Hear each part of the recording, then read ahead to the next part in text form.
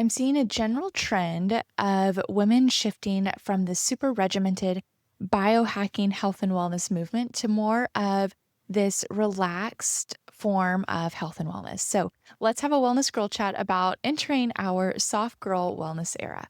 Welcome back to Wellness Fixes the Pod. I'm your host, Dr. Kelsey Vick, a board certified orthopedic doctor of physical therapy and a pelvic floor physical therapist. And I'd say that my general vibe for health and wellness has also been matching this trend where when Huberman Lab first started, I was probably his number one listener. I think he was my top listened to podcast quite a few years in a row.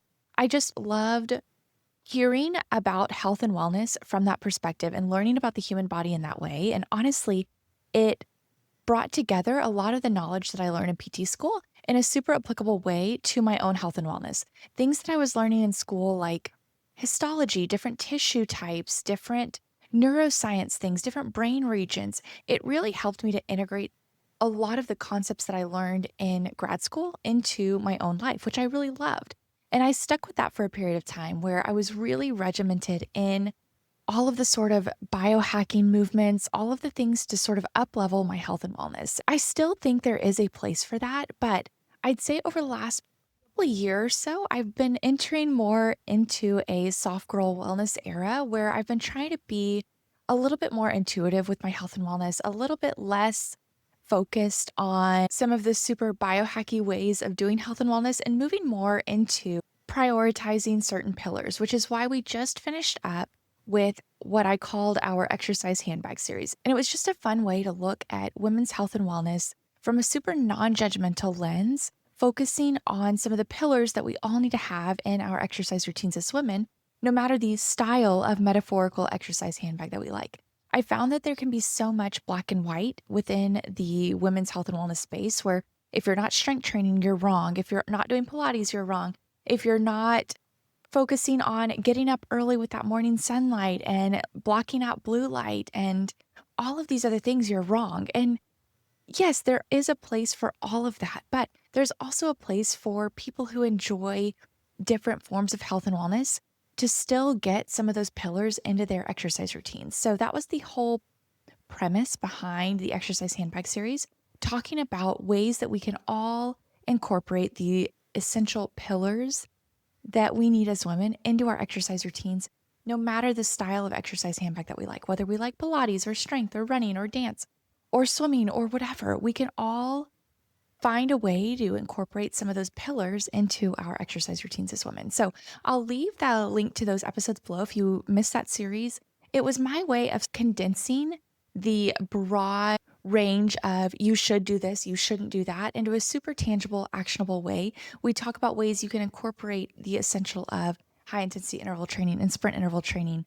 If you enjoy something like Pilates, which is not typically thought of as something that can be high intensity or sprint interval training, we talk about how you can incorporate jump training, the essential of jump training, the forgotten essential of jump training into your routine if you like something like running, or if you typically like strength training or Pilates or bar or sculpt classes. There's ways you can incorporate all of those essentials. And we talk about how you can incorporate them and then why they're important for us as women. So if you missed that series, we did it all throughout the month of September. It was super fun. I hope you guys learned a lot from it. We covered, I believe it was 4 true essentials, and we had a bonus 5th episode sort of talking about a pillar for men that might not be that essential or a pillar for us as women, but one that is marketed towards us as a pillar. So we chat about that too. So I'll leave the link to those episodes below if you missed them. So before we talk about entering our soft girl wellness eras, let's take a trip down memory lane. I'm going to get a little bit vulnerable and just share how extreme I got with the super biohacking regimented movement. And I know this is not near the extent that some people go, and it's not a bad thing at all. But for me, I feel like right now I'm in an era of trying to be a little bit more intuitive with it. So I definitely used to cancel plans in order to get my sauna in. I used to, in college, even cut out alcohol for, I think I cut it out for probably a year plus or so because I noticed that it raised my resting heart rate. I was tracking a lot of those variables and I just got so into the objective measures and wanting to focus on those that I was canceling social plans. I was taking out alcohol, which, yes, alcohol is not great for us, but it's not that we can't have it necessarily. There needs to be a better balance around it. it can affect us in certain ways and it can affect some people more than others. And of course, too much of something like alcohol can lead to way detrimental effects. But the reason that I was doing it was not because of those detrimental effects. It was because of these objective measures that I was tracking. So that's where I've been. And I'd say there is that part that still lives within me, and that is totally okay. I'm not saying we should completely get rid of tracking. I love tracking. I think it allows us to get a better idea of where we're currently at and go from there. I think it doesn't allow us to hide from some of our actions and some of our behaviors that we have. So I think tracking is great. But right now, I don't know if you guys are like me and like the general trend that I see in this space, but I feel like we're all shifting more into the middle where we're getting a little bit more soft girl with how we treat our health and wellness. How am I defining soft girl wellness? It's treating health and wellness in a more intuitive way where we move, eat healthy, drink our water, sleep, stay hydrated, stay consistent with those healthy routines while not being obsessive over certain variables and certain objective measures. Where we move in ways that we want, making sure to hit those pillars of our exercise handbags, but not being so obsessed if we don't and not guilt tripping ourselves if we don't. Where we can forget about protein for a bit. I am almost sick of seeing all of these videos come up and all of these ads come up about protein. I love protein as much as the next person. It's so important for us. It's so important. It's a building block for so many things within our bodies, but I think we can oftentimes neglect some of the other macronutrients that we need, like fats, carbs, some of the other micronutrients that we need because we're so focused on protein. And I really hate how protein has become a buzzword when in reality, it's just an essential for us as women and for us as humans in general. And lastly, I feel like soft girl wellness is understanding that true wellness comes not only from the physical, but from the relational as well. And honestly, even more so from the relational. I just finished prepping an episode that is going to be released in November talking about friendships and relationships as one of the primary pillars of wellness in general, not necessarily of our exercise routines like we just chatted about, but of our wellness altogether. Relationships are huge, and high quality relationships are actually more beneficial sometimes than focusing on something like our physical fitness or our nutrition. So if you're like me and have been in that super biohacky, obsessive, objective measurement tracking era of your life, I want this sort of soft girl wellness era to challenge you, to make you feel a little bit uncomfortable and think, oh my gosh, is it okay if I do that? Because that's where some of that change happens. And I think that's what's been really healthy for me as I've been transitioning into this more intuitive state of my own health and wellness, is that I've been forced to think twice about some of those obsessive and objective thoughts that I used to have about tracking that are now still resurfacing because I can be like, Kelsey, chill out. It's okay. You're doing your best. You're staying consistent. You're overall keeping a healthy routine. It doesn't have to be so obsessively tracked or measured like it used to be. So, my hope is that we can all let go of some of those obsessive tendencies and replace it with more intuitiveness within our bodies. We all want to do things in the right way, but is it truly worth sacrificing what brings us joy, friendship, and peace of mind in the process? And that's where my mindset is going into chatting about what I've been doing in my soft girl wellness era. That will hopefully maybe inspire you to challenge some of your own sort of obsessive, biohacky, super regimented beliefs. So, starting off with movement in my soft girl wellness era, movement's huge for me. I love movement. I love human movement. I love analyzing human movement. I love exercise. That will always be a part of my health and wellness. It will always be a part of who I am. It will always be, and it should always be a part of all of our health and wellness, given that we're like injury free and illness free, and that movement isn't being performed at a detriment to something else in our health. So, movement is huge for me. And it's something that I can control right now. And I say that because I understand that there will come a time in my life where I can't control movement or that things are happening within my body that, or my brain that might limit my movement in some way. So, movement's something I can control right now. And I've been trying to hit those exercise pillars for women that we talked about in the exercise handbag series. So, the first one being high intensity interval training and sprint interval training. And this sounds like the antithesis of soft girl wellness era, but trust me, it's super important for us as women. Again, check out that episode if you want to learn more about why it's so important for us as women, even more so than men. And we definitely dive into all of the science. But for high intensity interval training and sprint interval training, I've been working on getting 1 to 2 sessions a week of one high intensity interval training and one sprint interval training. And the difference is really minimal. Sprint interval training is that 100% max effort with that longer recovery. And then high intensity interval training is, again, high effort, maybe not your 100% max effort, but in that 80 to 90% range with a little bit shorter recovery. So, like a 1-to-1 work to rest ratio. And it takes me somewhere like 15 to 20 minutes each session. I usually tack it on to maybe a Pilates class day or an upper body day. I rarely tack it on to a lower body day just because that's the type of high intensity interval training and sprint interval training that I'm doing. I'm doing hill sprints and running, but you can also do swimming. I've done it with swimming before and I love it. You can do it with just body weight exercises or high intensity exercises. You can do it with dance. You can do it with a broad range of activities, but that's how I've been incorporating it in each week. My husband's also been wonderful and bikes alongside me while I'm doing some of these, and it's been fun. So, not only are we getting our physical fitness, but our relationship fitness as well.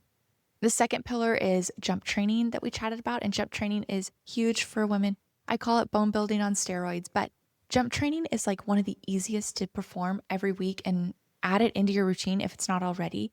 Literally something as simple as 3 times a week doing one set of 10 to 12 jumps has been shown to improve bone mineral density in a meaningful way in women, young women, especially college aged women, is what the study was done on. So I've been incorporating jump training just within my strength training routine. So if it's not programmed that day, I'll add 10 to 12 squat jumps 2 to 3 times, or I'll add jump rope. I'll add split jumps. I just typically do body weight jumping and it's super simple. It takes maybe 15 to 20 seconds and it's done. It's added as part of those routines.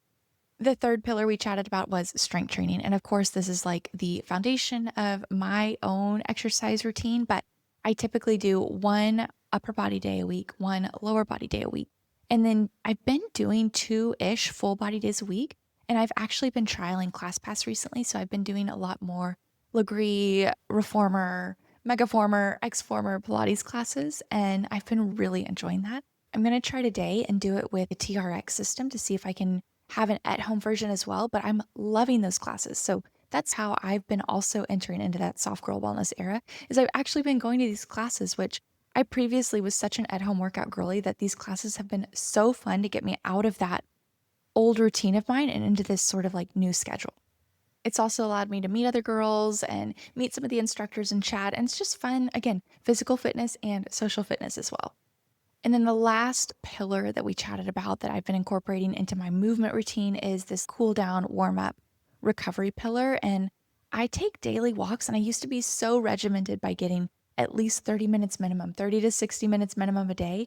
And now I've tried to relax my mindset around that a little bit. We go on a morning walk around 20 to 30 minutes. We go on an evening walk around like 15 minutes to an hour and a half, depending on what we're chatting about, basically, depending on other things not related to me reaching my objective measure for my walking that day. If we do a shorter walk, it's because it's later and we didn't get to it that day. If we do a longer one, it's because we're enjoying the conversation or we started it earlier to be able to do the walk for a longer time. I'm trying to be less strict on the time, and I have written on my notes like, whoa, Kelsey, that's crazy of you to not actually calculate that. But it's true. It's a big step for me in my soft girl wellness era. I've also been trying to be more purposeful with my prayer. Again, always a goal of mine. And then being more purposeful also with my rest throughout the day. If I didn't get good sleep that night, I will maybe take a nap or I will just shut my brain off for a period of time in the middle of a work day for 20 minutes just to reset and refocus. And that's been super beneficial. For sleep, I have recently had a change in my sleep tracking because my Aura Ring broke. And I am severely missing the cycle tracking and temperature tracking capabilities that the Aura Ring offered, but I'm actually not missing too much of anything else. The sleep tracking, I would find myself looking at the sleep score and being like, oh, I didn't get good sleep. Oh, yeah, I am feeling tired today.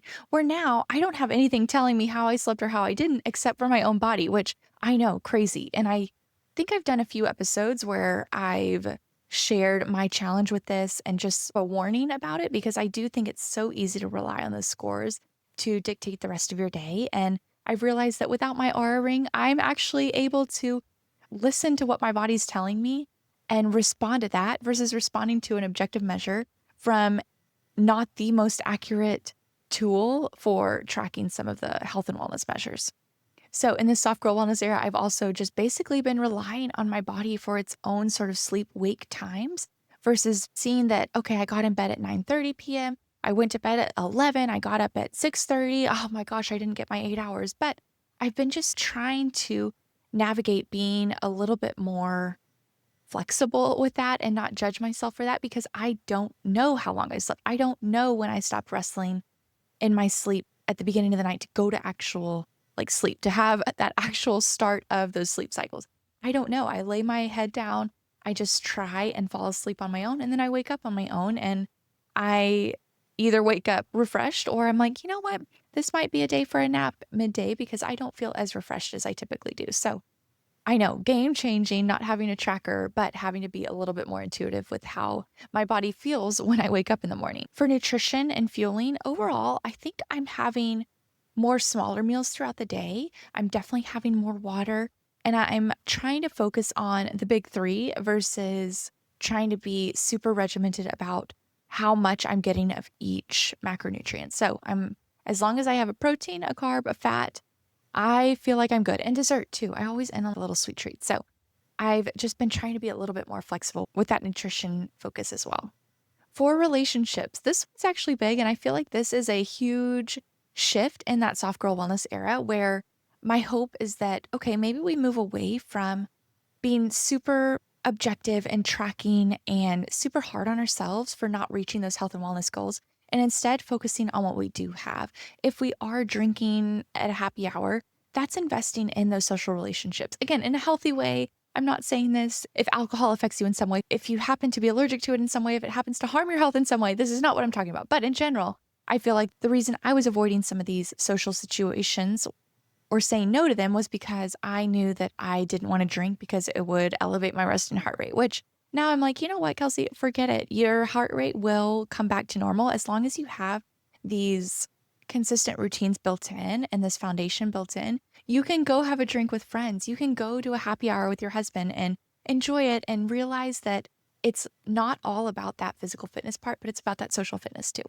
So overall, I actually have been having more alcohol, which is wild and maybe not something that I'm like super proud of, but I'm super proud of what it means for my mindset, if that makes sense. So instead of no cocktails a week, I'm having like 1 to 2 drinks a week. And I'm spending more money on going out with friends and my husband. Part of that is we recently moved, and that's been a huge contribution to this soft girl wellness era of mine. We moved to a majorly walkable area, which was a huge goal of mine, a huge dream of mine to be in a more walkable area just because I love the idea of walking to a coffee shop, walking to happy hour, walking to dinners, walking to meet my family. We're closer to my family, both of our families now. And they'll say, hey, we're in your area. Come meet us for dinner. And I'll just go walk to dinner. Or my mom will bring their dog to a coffee shop and I'll bring our dog to a coffee shop and we'll just meet and catch up for a period of time. And it's been so much fun. But I feel like moving to that more walkable area, not that everyone has to do that, but for me, it has been game changing to approach my external environment in a different way by being able to walk places and walk to my nephew's soccer games and walk to the coffee shops to do a little bit of work, or in general, just walk in a more sort of like downtown area in the evenings and being able to socialize with the people around us. It's just been so much more fun. And I feel like that's actually been one of the major contributors to this sort of soft girl wellness era, where the only time I really get in my car now is to go treat patients or run errands. I really do try and walk everywhere, which has been a huge sort of game changer for how I approach overall like living life, not even health and wellness, even though that's obviously benefiting from walking more, but it almost feels more communal. I see people out on the streets more. I'm able to say hi. I see people from all walks of life a little bit more, and it's just been a lot of fun.